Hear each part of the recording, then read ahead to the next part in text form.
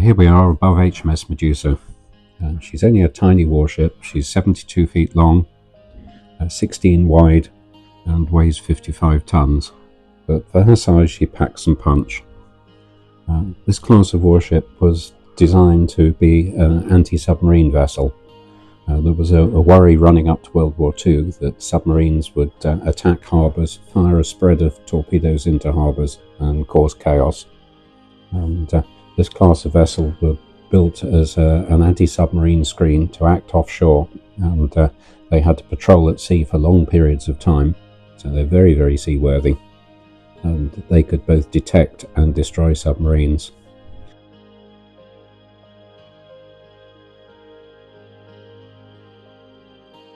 Coming up on the afterdeck now, you can see the depth charges on each side.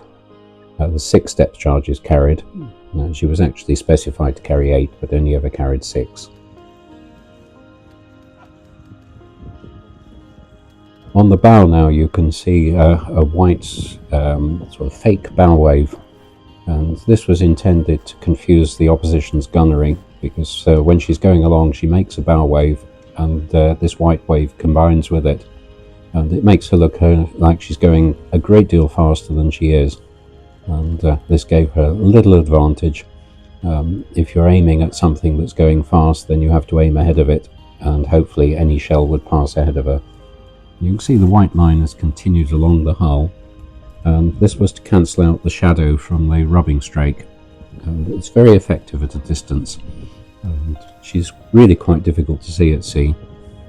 The colour blue that she's painted is called Western Approaches Blue. It was designed by Sir Peter Scott, and intended to match the sea colour in the Western Approaches. It does it very well indeed, and we're very conscious that when we're at sea we are almost invisible. Medusa was actually built in Poole by the yard of R.A. Newman, which was very much a favourite of the Admiralty. They produced very good work, and unusually they had 3 batches of 10 to produce. Most yards either built 1 or 2 batches.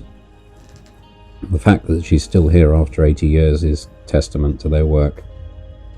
She was built in 1943, ordered in the spring, launched in October, and commissioned right at the end of 43.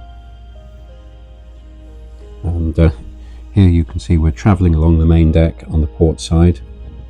There's a little dinghy, and just coming up to the main armament. This is a 20mm Oerlikon. It fires quite a big shell, an explosive shell, has a range of approximately 1 mile, and the magazine, which you can see, that contains 60 shells, and if you hold the trigger down then it will empty that magazine in about 8 seconds. So very high rate of fire, explosive shell, and they loaded the magazine up with 3 high explosive to 1 tracer, and the high explosive would puncture fuel tanks, the tracer would set a fire. As well as the drum on the gun, then there were 4 other drums ready loaded beside the gun, and that was enough. Most of the coastal forces actions lasted less than a minute. Essentially you had to suppress the other person's fire before he suppressed yours, so it was really fast and furious. Decks, you can see, are all teak, and wartime they were painted grey, but we've kept them as bare teak, and it's easier to keep an eye on them and treat them. And we're now heading down the starboard side of the vessel, and you'll get a close-up view of the depth charges in a moment. The depth charges we've got on here, they've been scaled down to 2/3 size, and that's quite simply to keep the walkway around the vessel clear, so they're representative rather than accurate, but they are an accurate 2/3 scale model. Depth charges, when they went over the side, they could be set anything between 50 and 500 feet, and to ensure a kill on a submarine you had to get within 20 feet. So it's a fairly complex calculation, with the vessel moving, the submarine moving, and the depth charges sink at 10 feet per second. So you have to work all this out to make sure the depth charge is in the right place. Now looking at the bridge, it's an open bridge. You sometimes wonder why when it's pouring with rain, but she's driven from the outside. Fairly basic bridge. This is magnetic compass. We have an electronic compass and the telegraphs to the engine room. There's no throttles on the bridge here, and we merely signal down to the engine room what we want. This is the chart room, navigational heart of the ship, and we still have all the original equipment in here as a Type 134 ASDIC equipment. The Decker equipment for navigation from 1960, and one of the ship's treasures is a wartime Decker. There's an auxiliary steering position in the chart room, but that was only ever used when she was chasing submarines, so that the helmsman and the ASDIC operator, this is the ASDIC set just on the right of shot, they could talk to each other. Bigger ships, the ASDIC dome underneath was trainable. On this size vessel it wasn't. You pointed the ship rather than the dome, so they needed to talk to each other. We're just coming around to the chart table now, and we have the original convoy clock, and you can now see some of the 20mm shells.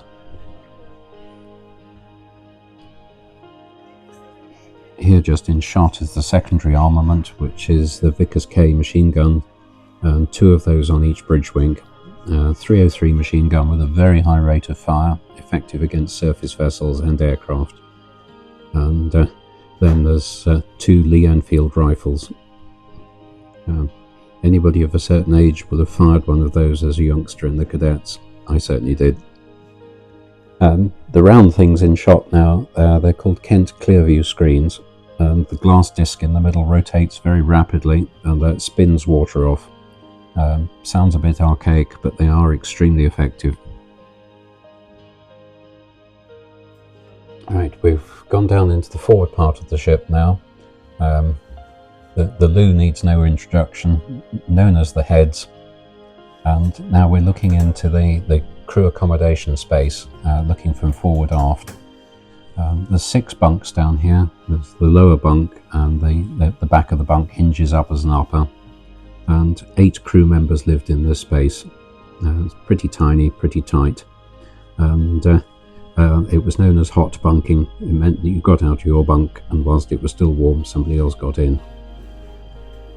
The big fridge there is a bit of a modern concession, although wartime she did have a small fridge there, which was quite unusual. We have a display of a few shots of the wartime crew and their escapades, and right at the end of the war she ended up in the Dutch port of Heemuden, and her task was to assess the condition of the port. And when she went there, it was in good condition, but also in German hands, and the port garrison surrendered to this vessel. And we've just had a quick peek in the galley. The galley stove, incidentally, was coal, and so below the galley there's a coal cellar. Just forward of the coal cellar is ammunition storage, and then this space we're going into at the moment's got the fuel tanks either side. So in one small compartment you've got open fire, explosives, coal and diesel fuel, and it's quite a remarkable thing that these vessels have survived. And the little cupboards there that you can see, the lockers, each crew member had that as personal space. When you think these could be at sea for months, that's all you had. Below the deck in that space is food, mostly in tins. And a very early experience was that the labels fell off, so you never really knew what was in the tin. And so later on, then they went to the habit of writing on the tin straight away what was in it. It avoided you having your pud and your main course all together as one. Right, we've come down aft now, and at the aft end of the ship there is more accommodation. And the 2 petty officers had their own cabin, which is what we're in at the moment, and their own heads as well, their own loo and bathroom. So slightly more luxurious, although you have to be pretty skinny to get in the upper bunk. The rod that you can see going through is the ship's steering, so that's rotating the whole time.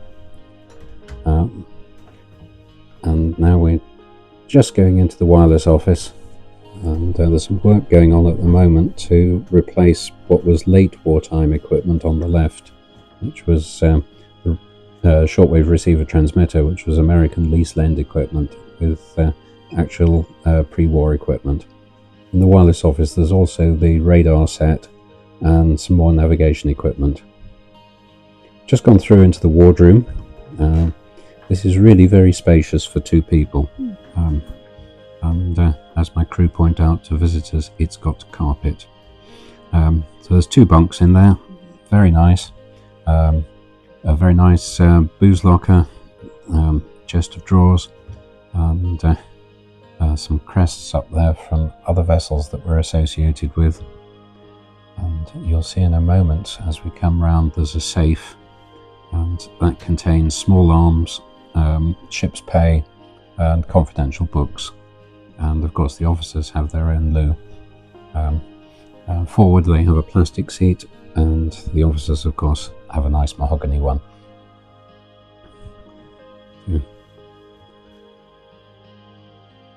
In this space as well there's a small coal fire.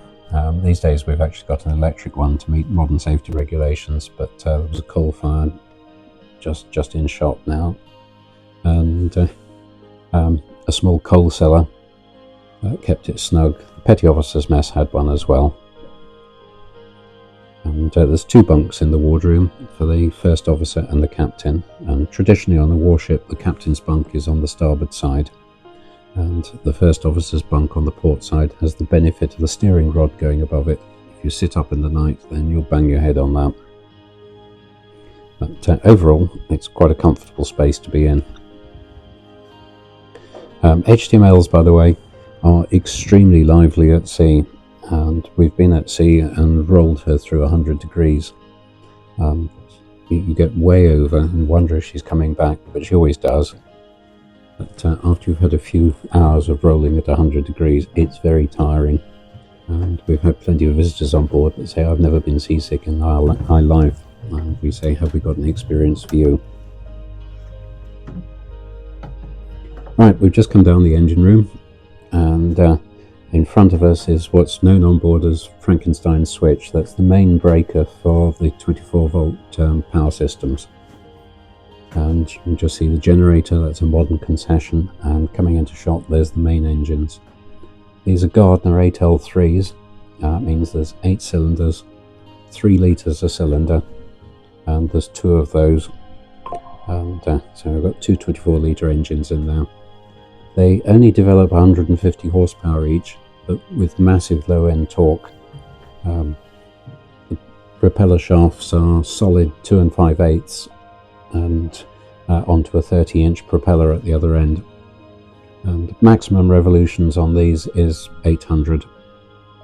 We normally steam at either 600 or 700, which will give us 10 knots.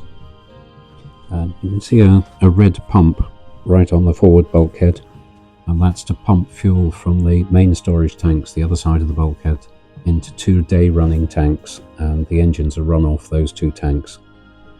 We do all our own maintenance and got our own little workbench in there, and we can do most things on board. It's not the easiest of spaces to work in, but we do it, we find a way. And then coming round into shot now, there's a small single-cylinder diesel engine, and that does fire main auxiliary dynamos bilge pumps. And this is the generator in shot. Tank on the left here, originally that was diesel, but the Navy converted it to fresh water.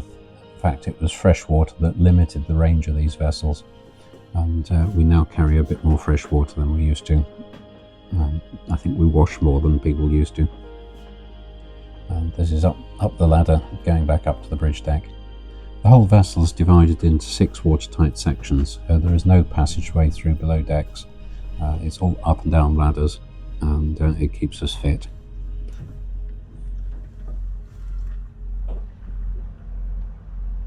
If you have enjoyed this video, please share and follow Gosport drones so others can also enjoy them.